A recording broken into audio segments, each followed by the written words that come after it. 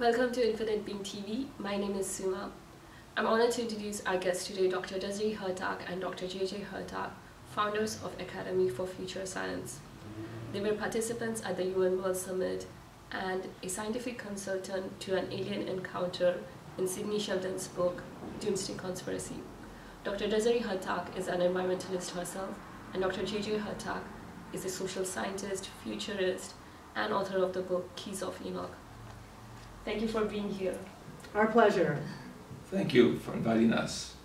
I wanted to ask you, doctors, what are the different levels of consciousness in the universe that we are aware of? Well, we recently came out with a book called Mind Dynamics in Space and Time, which we co-authored with a very famous remote viewer and nuclear scientist named Dr. Elizabeth Rauscher. And she actually starts identifying these levels of consciousness, because when you work with remote viewing, which is the ability to see something at a very far distance, then you start questioning the very foundation of space and time, because I'm supposed to be here and maybe only see what's in this room. But that's not a reality. Scientists checked out by our government and paid by, we'll say, the CIA, have been able to see what was going on in Russia, what was going on in Colombia, the country, in the South America. So this kind of shifts everything and starts making consciousness now something that's connected with non-locality.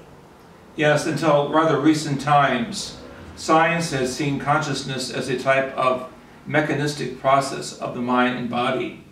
In fact, they identified 4 different states: the theta, which was the area of the subconscious; the delta, which was really the first state of consciousness awakening; the alpha, which was energy projection, a higher state of vitality; and of course the beta, which was we would call fuzzy logic, or a lot of emotional ambiguity.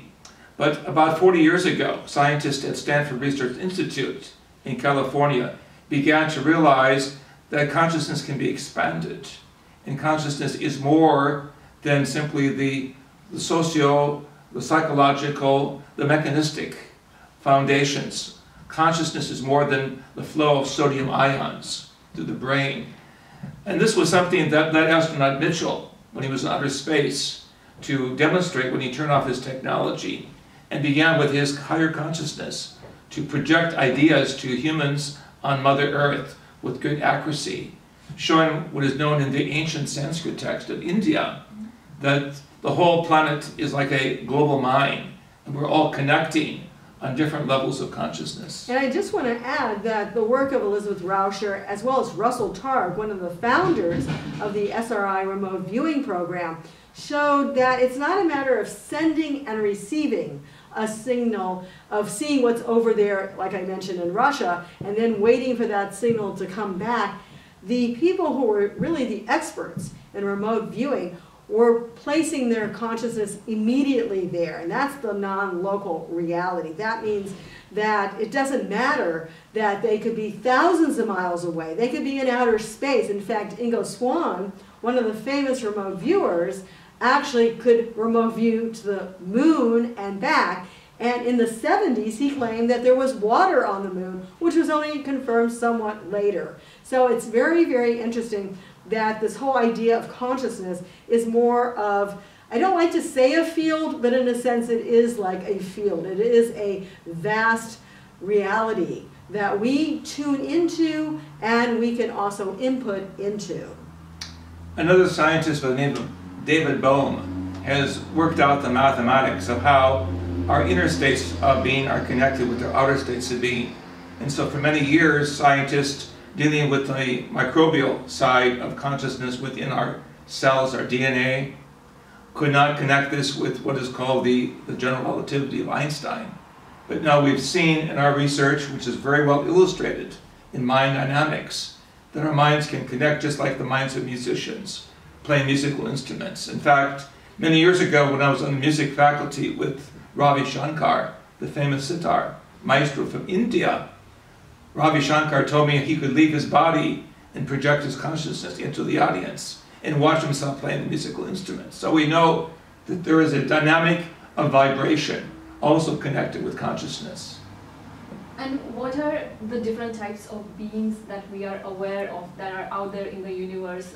I've heard you talk about ultra-terrestrials, and I was wondering if they are seen as light bodies. Right, this is very important because people, when we talk about a consciousness reality or the consciousness even of the planet, you know, we always think it's just us. You forget about the animals, I mean, let alone the animals, which also have a consciousness field. We know this from India when right before that horrible tsunami, the animals actually knew about it in advance, and we feel that this is part of that consciousness non-local reality we're just normally locked up from, and we don't really tap into on a regular basis. But in addition to that, you look at the vastness of the universe, 100 billions of stars in our Milky Way, 100 billions of Milky Way type galaxies. I mean, this is amazing. So if you think that it's just us as the only consciousness, I mean, that's not real either. That's not realistic in any way, shape, or form. And we believe that there are extraterrestrial levels that travel in the universe. Okay, if you don't believe them coming here, that's fine. But we're talking about consciousness.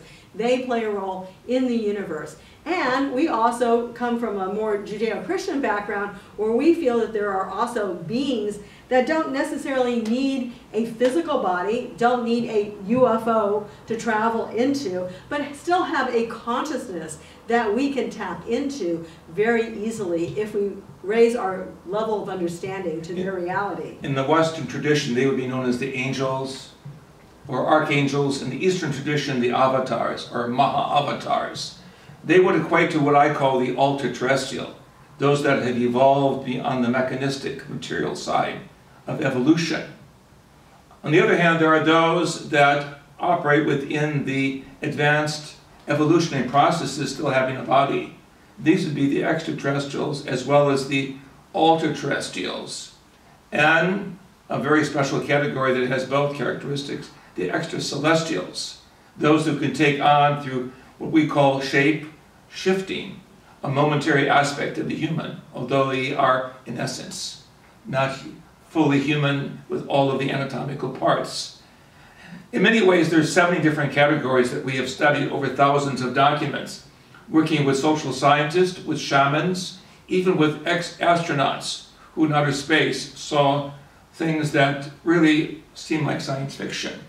But if we look at the intellectual history of the East and the West, we see that in the philosophical mystical traditions, from the very beginning of recorded history, the great poets, the great scholars, the great thinkers always recognize that we are but one of several levels of consciousness, just like we have the mineral kingdom, the plant, the animal, and the human. So also we have the transhuman. Yeah, keep going. I refer to these as whole light beings, or beings that appear in light. And this was the basis of my awakening and actual experience with the light being, which I have illustrated, fortunately, through our film documentation. So if we evolve into space, which of course even NASA and other space agencies around the world are looking at, we have to say, what is out there? And we think locally, actually, it's very similar to the intelligences that are here. You have the really nice people who you'd love to meet and spend more time with. You have those that really don't like you and maybe even want to do you harm. So we have to be aware, and I think this is what humanity is growing into. When we move into outer space, I think we have to realize we are moving into an expanded realm. But what's exciting is that we feel that there really are very positive intelligences that have come here even at this time to help humanity. And they've often, from our research, told us to put away our weapons of war, put away even nuclear types of energy, and really move into a greater positive consciousness reality to be part of a galactic family in the heavens. To simplify, positive thinking allows us to work with those positive sources of intelligence. Negative, or we would call thinking that injures the human race, puts us on a vibration that certainly is connected with uncertainties, other sources that are not benign. And so our message really to the world audience at the United Nations, in major universities where we have also lectured, is to look up, be positive, and realize that we're part of a much larger cosmic family. We are a Mother Earth, which is a schoolhouse. We're graduating to the University of the Cosmos. And that requires a higher state of consciousness, a higher creativity, but also a higher compassion and love for all aspects of life. My next question for you was, what is remote viewing and how can we develop those skills? Remote viewing was a scientific discipline developed at Stanford Research Institute by Dr. Harold Putoff and Russell Targ back in the 1970s. Their approach to the power of the mind, or mind dynamics, was to have a person who was a outbound sender of a idea or concept, and then someplace else, it could be even a couple of thousand kilometers away, have a receiver who, with a simple tablet of paper and a pencil, with a coordinate of a longitude and a latitudinal line or a time and place, was able to mentally receive a mental picture and draw that. And then that would be reevaluated with, should we say, impartiality from other scientists. This led to a database of some remarkable tests that were done by those who were mentally sensitive or capable of going into a higher state of vibration and understand information that could be retrieved at distance without technology. Now what's very interesting is our work with Elizabeth Rauscher and Russell Targ has said that the remote viewing actually doesn't take place necessarily in 3 dimensions of space or 4th of time, but actually can take place in what they call 8 space. So you double the 4 to another 4, and that's where that connection is for a global mind. In addition, Russell Targ did some amazing research on time itself. So we're talking about space, being able to sit here and see something, say in Canada or somewhere else, but what Russell was able to do, and he did this on the silver market and the stock market, was to predict the future of which way things would go, up or down. And you don't do it with just one person. Really, the best remote viewing learning scenario is where you have 10 remote viewers, and then you take the average. So, but usually it wasn't so difficult. It wasn't like 50-50. You'd have 6 or 7 people saying the market on the stock would go down, and you'd have maybe 1 or 2 saying they didn't know, and you'd have 1 saying no. So I mean, it was very easy. And also the University of California, also the University of Colorado in Boulder also did a similar time remote viewing, and they were accurate. Now, actually, one of the interesting things of Russell right now is how far can precognition work?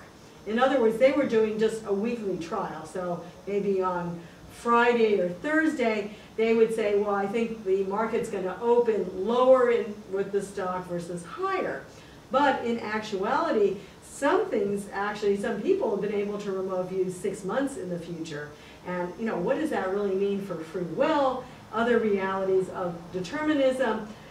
According to Elizabeth Rauscher, this is why we need to work on higher dimensional levels, because it's on those dimensional levels that we can actually shift the timeline going on this planet. So everyone really has this ability. That's important. One must quiet the mind from all of the chatter or background noise. And if one can do this properly and just let the mind and the creative energy that is not normally used work, then it is quite possible that one can tap into frequencies and understand what Einstein and 2 associates, Rosen and Podolsky, proved in the 1930s, that one could target, that is to say, see distant objects or make evaluations and retrieve this information without the use of technology through the power of the mind, which some people see as a biocomputer, but we see as part of a global network of vibration. This is possible because we are, in essence, multi-dimensional beings. We work with other dimensions like musicians, but we also are non-local. We are here in the physical, local location, but our consciousness expanding goes into other non-local places. And if we put the spokes of energy together and train ourselves to be sensitive without all of this logical suppression of the way the mind works through higher states of creativity, then the mind works like a radio receiver and sender of information. We rise to the occasion of using the vibratory filaments of the universal mind. Right, so what's exciting is Russell Targ one time was expecting the remote viewer, the expert, to come into the laboratory when Hal Puthoff was supposed to be somewhere in South America. He didn't know exactly where or what he was doing, but they had a time schedule set up. And no one walked in, so Russell goes, well, I've never remote viewed, but maybe I'll try it, because he had even trained remote viewers. And sure enough, he was perfect at what he did. And he now goes around the world telling people that everybody can do this. And as Dr. Hurtak says, the reason why is we call the fact that we are biotransducers. We are literally able to pick up on a regular basis the reality of what is out there. We've kept ourselves limited simply because we don't understand our potential. And it's interesting when we look at other encounters that people have had, we'll say, with other dimensional realities. There's telepathy that comes into the mind. There's different realities of consciousness that we experience with these other manifestations that sometimes people see, whether they're angels or extraterrestrials. So we're starting to realize, hey, maybe we have a greater potential. The importance is we were able to document this with government help, and so over $2 million was spent to bring into play the best scientific minds.